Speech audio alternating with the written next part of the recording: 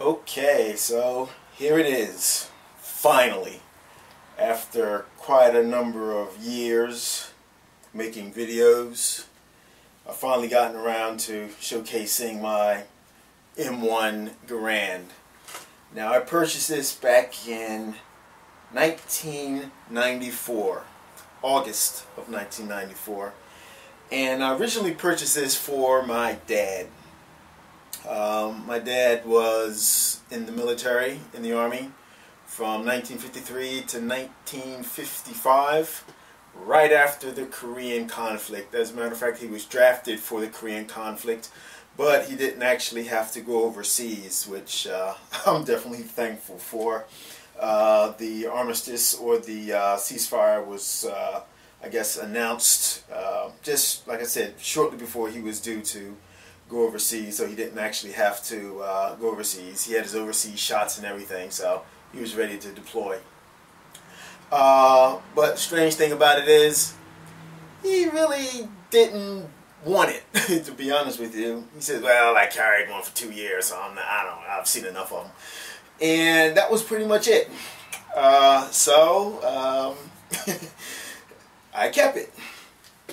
And this particular one, as I said, I bought this in 1994, and I guess this was right around the time that they were bringing a lot of rifles in surplus from Korea to be sold in the American market. And I picked this up from a gun shop. This was one of the better looking ones that they had available.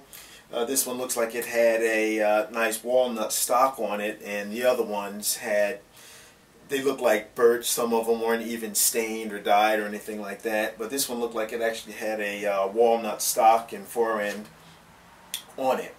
So being that it was the best looking one, I looked down the barrel looked like it was in pretty good shape, no rusting or pitting. It had some, the grooves were still definitely visible. So out of the ones that they had there, I picked this guy, or gal, and she's pretty much served me well over those years. I haven't shot her quite a bit, a whole lot, but it does fire. It's accurate. It's an M1 Garand. I mean, what more can I say? After the 8th shot, pling, the end block clip jumps out, and you're ready to load another clip. This particular one, the serial number on this is 547581, and this is a Springfield Armory rifle. Springfield Armory made rifle, and from the research that I've been able to do on there based upon the serial number and certain other things which may or may not be 100% accurate, I've determined that this one was a World War II vintage rifle.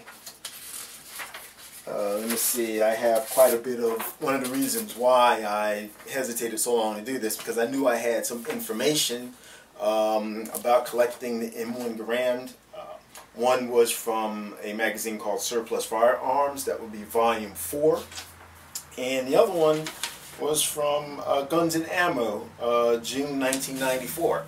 So I was actually in the process of thinking about getting them, because I had seen M1 Garands in other stores, but I was kind of on the fence about actually getting one until I saw this particular one. That's after I had already made the determination that I was going to buy one. But as I said, I'm pretty positive, just based on the relatively low serial number, because I think they made like they made millions of these guys. According to this, Springfield Armory produced 3,526,842 M1 rifles between 37 and 45. So they made a ton of these things, and a lot of them were used overseas, sold off to or used by different militaries around the world. Some of them are allies, or most of them were probably our allies at one point in time or another. A lot of them were sent to Korea. and eventually they wound up back here in the United States. So this is it. Let me bring it a little closer. Pop off the glasses so I can see a little better. And let's see if we can get some detail here for you to see. Alrighty. You can see the serial number there. That's 547581.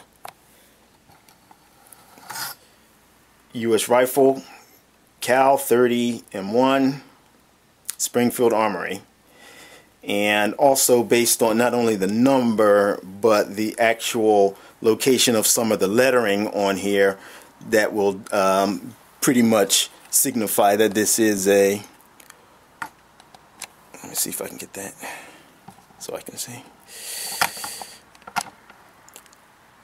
Alright. Yeah, that shows that that is a World War II vintage one. Okay.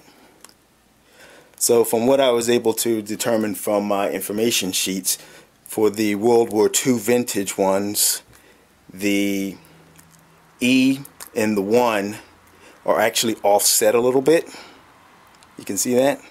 Whereas I think the later vintage ones, the E and the 1 actually line up.